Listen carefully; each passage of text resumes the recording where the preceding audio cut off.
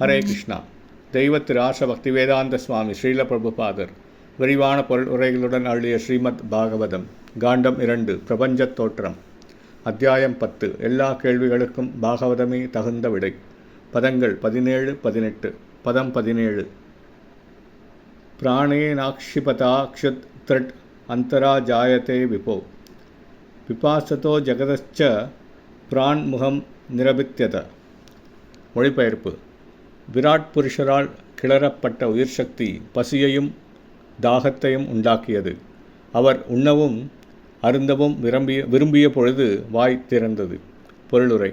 தாயின் கருவினுள் அனைத்து ஜீவராசிகளும் தங்கள் புலன் உறுப்புகளையும் புலன் உணர்வுகளையும் விருத்தியடையச் செய்து கொள்ளும் முறையானது விராட் புருஷரின் விஷயத்தில் உள்ள அதே கொள்கைகளை பின்பற்றுவதாகவே காணப்படுகிறது. இது விராட் புருஷர் அனைத்து ஜீவராசிகளுக்கும் மொத்த உருவமாக இருக்கிறார். ஆகவே எல்லா உற்பத்திகளுக்கும் பரமகாரணமாக இருப்பது அருவமானதோ அல்லது ஆசையற்றதோ அல்ல. எல்லா வகையான புலன் உணர்வுகளையும் புலன் உறுப்புகளையும் பெற வேண்டும் என்ற ஆசைகள் பரமனிடம் உள்ளன. இதனால் அவை தனிநபர்களிடமும் ஏற்படுகின்றன. இந்த ஆசை பரம ஜீவராசியாகிய பரம சத்தியத்தின் இயற்கை குணமாகும்.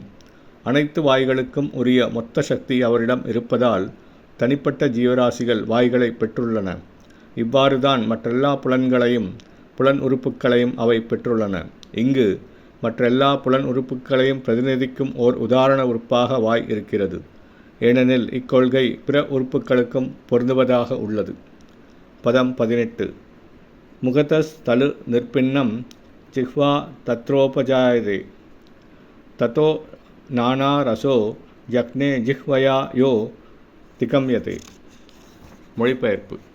வாயிலிருந்து சுவை தோன்றியது. அதன் பலனாக நாவும் கூட உற்பத்தி செய்யப்பட்டது. பின் நாவால் சுவைத்து அனுபவிக்கப்படுவதற்காக எல்லா வகையான சுவைகளும் தோற்றத்திற்கு வந்தன. பொருளுரை. இப்பரிணாம வளர்ச்சி முறை ஆளும் மூர்த்திகள் அதிதைவ இருப்பதை குறிப்பிடுகிறது. ஏனெனில் வருணன் எல்லா வகையான ரசங்களுக்கும் ஆளும் மூர்த்தியாக இருக்கிறார்.